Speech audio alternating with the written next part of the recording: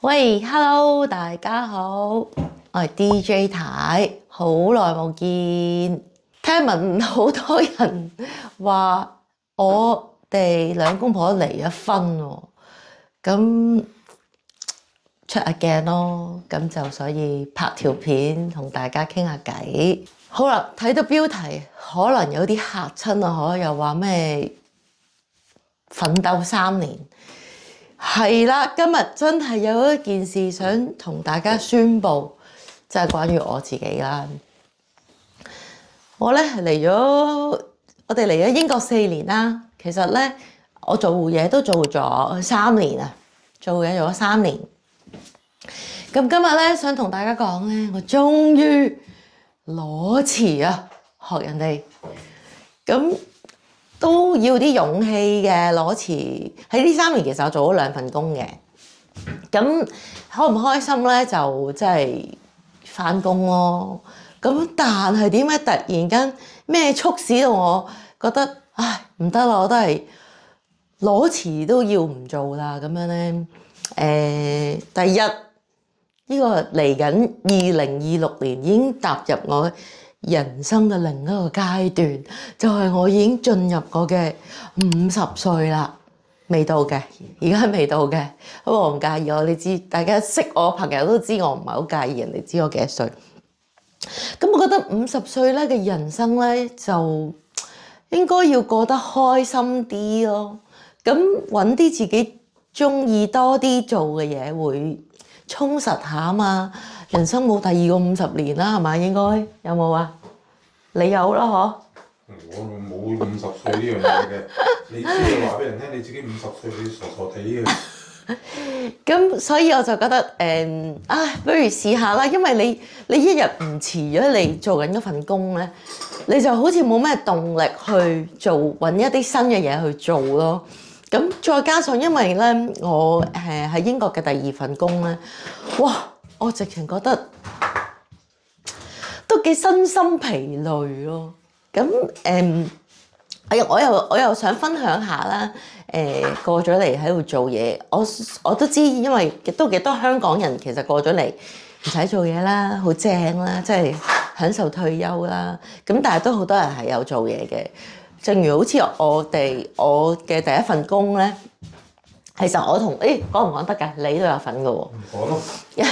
咁我同呢位阿師兄咧，我哋咧就去咗做工廠嘅，即係諗都諗唔到自己會喺呢個40幾歲就都要做工廠啦，係咪？以前香港咧就好多工廠㗎嘛都有，咁但係應該到我哋出去做嘢嘅時候都冇㗎啦，工廠好少啊，有就算有都咁。總之我未接觸過啦，做工廠咁嚟咗呢度頭半年喺愛丁堡，我哋冇工作冇做嘢啦，拍下片啦，適應下即係 settle 下咁樣啦。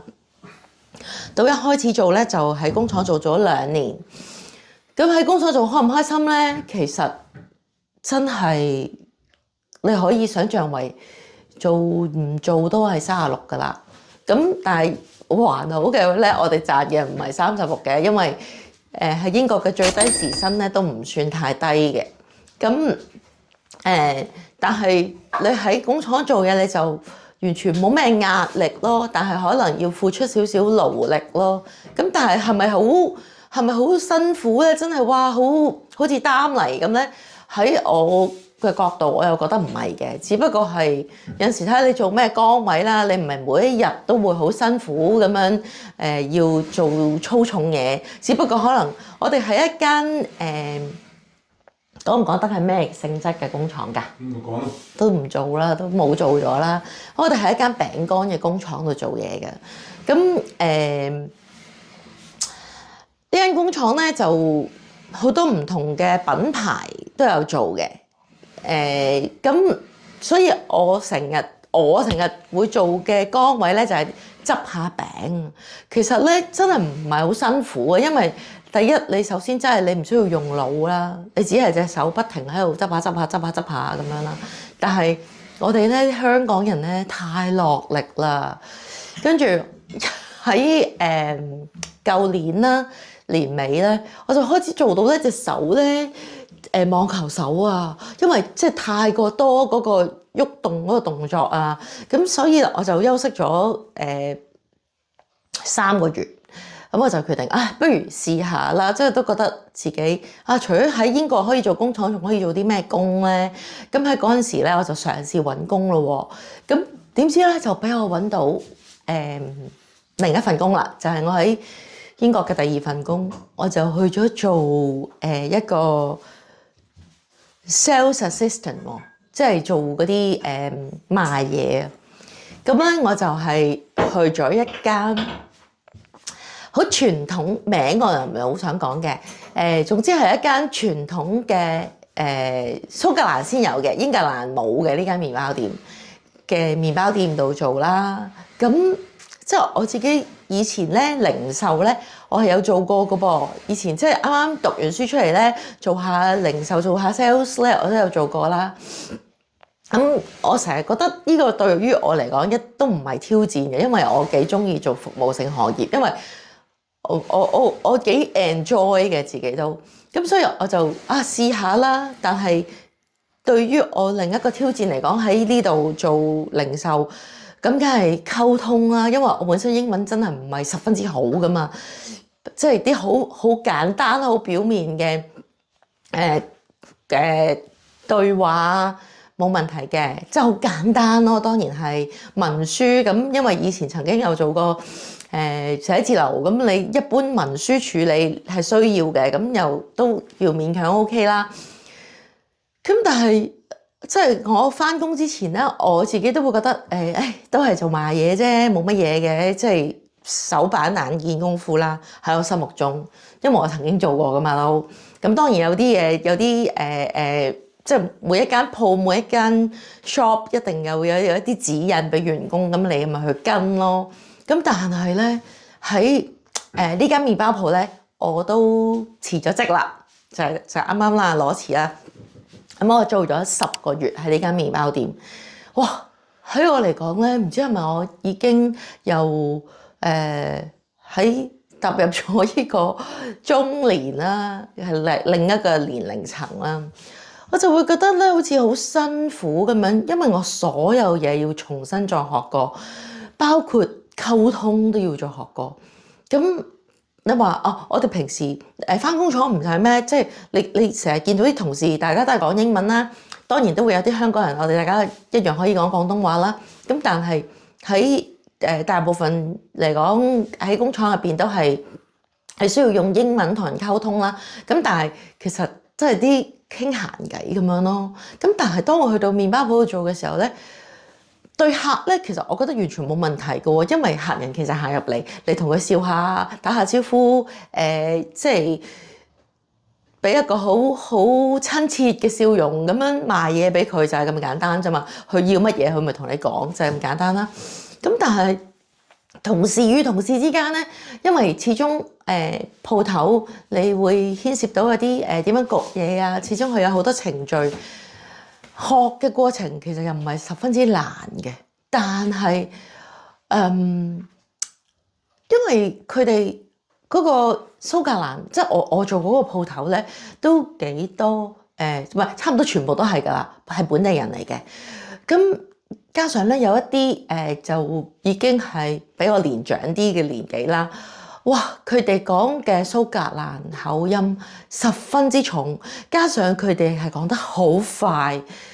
我係頭1個月返工咧，好似發夢咁樣，跟住咧你就會覺得自己好似好白痴咁樣咧，使得人哋講乜你都唔知咁樣。當然咧，鋪頭入邊有啲後生啲嘅咧，嗰啲英文係容易啲聽嘅，我會容易啲知道發生緊咩事咯。但係好似咧喺頭都唔係1個月，頭3個月咧，好似喺度發緊夢咁樣咧，好俾心機，又好傷腦力個腦嘅力，跟住咧又傷聽力，因為你要不停咁樣真係一路做緊嘢，你隻耳仔就喺度聽人哋講緊啲乜嘢，發生緊咩事啊，跟住同埋咧呢度做嘢咧好得意嘅噃，雖然話我覺得我自己係咁諗，雖然喺工廠又好，喺麵包鋪又好。我又俾個 training 你啦，其實咧，我喺麵包鋪嘅經歷就係，佢話俾個 training 你咧，就係第一日講嗱呢啲類型嘅需要焗嘅1分鐘，呢啲類型需要焗嘅1分鐘，其他咧就呢個係咖啡機，呢個係擺早餐嘅，即係佢大約係講晒個鋪頭嘅 setting 係點樣嘅，跟住其實你嘅 training 就係唔會有人教你，唔會有人特登去教你，喂嗱呢個要點點點嘅，呢個係咁咁咁嘅。係全部都要用你隻眼，用你個心去睇下人哋喺度發生緊咩事，而你去跟住做咯。咁喺我嚟講，我就會覺得好吃力，因為語言已經係我嘅一個障礙啦。咁但係我仲要去學嗰啲新嘢喎，咁你會好辛苦咯，就會覺得自己好似唔係好融入到喺嗰個鋪頭入邊同嗰啲同事一齊嘅相處。不過我覺得幸好就係都有1-2個同事咧都幾 nice 嘅，咁所以我就有咩唔明啊，或者有啲乜嘢嘅時候，我咪盡量都問下佢哋咯，即係開口問咯。咁所以喺呢10個月咧，我淨覺得係一個鍛鍊嚟㗎。咁我好坦白咁樣講，其實我覺得係有得着嘅，因為我唔可以話我講進步咗好多，但係起碼喺聽本地人嘅英文咧，因為蘇格蘭人咧講咧英文咧，其實佢哋除咗係英文以外咧，佢哋都會講好多佢哋自己嘅啲俚語。咁我哋唔會明噶嘛，我哋唔會知佢講緊乜噶嘛。又或者佢哋有一啲字眼咧，係唔係英文嚟嘅？其實咁你唔問咧，你係唔會知佢講乜咯。你唔去了解，其實你真係唔會知佢講乜咯。即係舉個例咁樣講啦。呢度咧喺蘇格蘭咧好興咧講my repal 咁樣嘅喎，咁咩叫 repal 咧 ？WEE we pal PAL 咩叫 repal 咧？跟住我真係拗晒頭啦！原來咧 we 就係解 little，pal 咧就係解 friend 喎。即係我嘅 little friend 咁嘅意思啦。咁佢除呢個係一個其中一個例子咯，跟住其餘仲有好多類似呢啲咁嘅字眼。你冇融入過佢哋嘅生活咧，其實你係唔會明嘅。咁所以我成日都覺得，到我而家辭咗職啦，或者我臨尾啦，喺呢間鋪頭嘅階段咧，我就會覺得，咦，其實自己都有得着嘅，因為我真係學咗好多本地人嘅文化啦，即係喺蘇格蘭生活嘅人嘅即係真正嘅文化啦。我其實喺鋪頭喺呢間鋪頭喺度做嘅時候咧，我都喺度諗，就好似我哋喺香港有一啲新嘅移民嘅人啦。因為我以前喺香港咧都識一啲朋友，佢哋喺韓國嚟啊，喺印度啊，喺英國啊，咁我就會深深咁樣體會咧，佢哋嚟到香港做嘢嘅時候咧，其實有陣時都會覺得幾孤單嘅個感覺。咁所以我自己就覺得原來當你去到一個新嘅地方，你可以嘗試走入去呢啲咁嘅社區嘅工作咧，其實係雖然係初係辛苦嘅，但係咧對於你嚟講其實都有啲得着嘅，因為你都有啲嘢吸收咗嘅。即係我喺英國做嘢嘅分享就差唔多啦。咁跟住唔係唔使做噶嘛，50歲又唔係發達，佢又唔係發達，我又唔係發達。唔係你唔使做，你好悶啊，冇嘢做。都有啲悶嘅，其實，因為本身喺英國嘅生活已經係幾悠閒噶啦，幾簡單。夜晚咧8點幾咧，你行出街度咧，好似喺香港9點10點咁樣噶啦，已經冇乜人喺街嘅，所以你唔會有夜生活嘅。咁唔係冇夜生活，夜生活唔啱我哋。過咗嗰個年齡咯。出市中心嗰啲酒吧好熱鬧嘅。係過咗嗰個年齡咯，就而家暫時咧，我覺得就俾自己放下假先咯。調整下先。即係我頭先有講啦，我嚟緊2026年就進入我嘅另外嘅人生嘅階段，唔係青春期噶啦嘛，去咗另一個期噶啦嘛已經。咁我覺得真係應該煩惱期啊，嗰個叫知唔知咩叫煩惱期啊？去咗另一個期，煩個老公嘅年期啊！去咗另一個嘅期啦。咁所以應該係要令到人開心啲咯。即係你，因為我喺頭先我咁樣講啦，喺呢10個月嘅做呢個麵包鋪咧嘅工作咧，我話身心疲累啦。我翻到嚟喺呢10個月入邊咧，其實我係連運動都冇做過㗎喺呢10個月，所以可能鏡頭上面前面嘅人咧嘅觀眾覺得哇，阿 DJ 睇做咩肥晒塊面包包咁樣，又食麵包啦，又成日食咧蘇格蘭嘅甜品啦、甜包啦。咁即係我覺得人生咧，你應該要揾翻一啲嘢係令自己開心嘅，不論做運動又好咩都好啦，即係做一啲開心啲嘅嘢咯。咁人生苦短噶嘛，真係。雖然50歲講呢啲好似好搞笑咁樣，咩50歲講人生苦短，但係呢個係事實咯。咁所以暫時未諗到完全有咩新方向嘅，不過就係咯，試下咯。咁可能暫時會多啲喺個鏡頭面前同大家傾下偈咯，出下鏡咯，或者我喺後邊做路人甲咯，坐喺度咯，睇住佢講乜咯。係啦，咁就希望嚟緊有啲咩新目標或者有啲咩想做嘅時候咧，又同大家分享下啦。我話應該。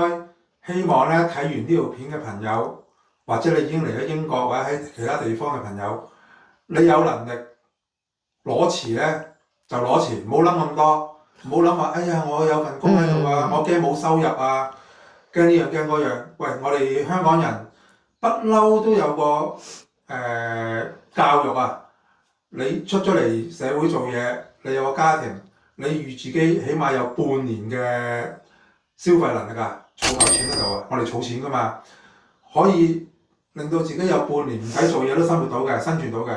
咁你咪去攞辭咯，跟住做你其他想做嘅嘢咯。喂，喺香港打工同喺呢度好唔同啊！呢度真係退咗步㗎。我哋打工係喂，本來都自己嘅專業啊，自己識嘅嘢喺呢度用唔到㗎嘛，走去做工廠，走去夾麵包咁樣。即係我唔係話睇唔起嗰啲工作，但係嗰啲工作唔係我哋原本做緊嘅嘢啊嘛。咁所以你而家咪重新做人咯，放你3個月假，重新開始，我一早攞辭咗㗎啦。咁我覺得又唔可以完全嘅，因為我自己咁講啦，下次有機會咧喺第2條片咧分享下，認真咁樣詳細分享下咧工作咧嗰啲過程咧，其實我覺得喺工廠做咧其實都幾得意，都幾開心嘅。咁因為又有一啲香港朋友一齊喺入邊做啦，有陣時就我自己不停咁樣咧做緊工廠嘅時候咧，係有個畫面就係以前香港嗰啲工廠妹咧拎個飯壺翻工嗰啲工廠妹，好耐以前嗰啲我都未出世。跟住咧，好開心咯！你一齊做嘢，因為你唔使用腦噶嘛，你就用隻手嘅啫嘛。咁你不停就喺度傾偈一日。其實你問我開唔開心咧，我覺得都開心噶喎，因為你唔係好使用腦噶嘛。咁所以自己睇自己中意想做乜咯。可能我覺得我餘下嘅人生係我想唔使用腦嘅，就係做呢啲好手板眼見功夫嘅，真係乜都唔使諗嘅。咁都冇乜所謂㗎，其實我覺得。咁最緊要就係揾到自己開心嘅嘢去做咯。呢條片咧其實仲未完㗎噃，仲有下集㗎喎。大家記住留意12月31號，仲有下一集，仲有一個重要嘅宣佈。拜拜。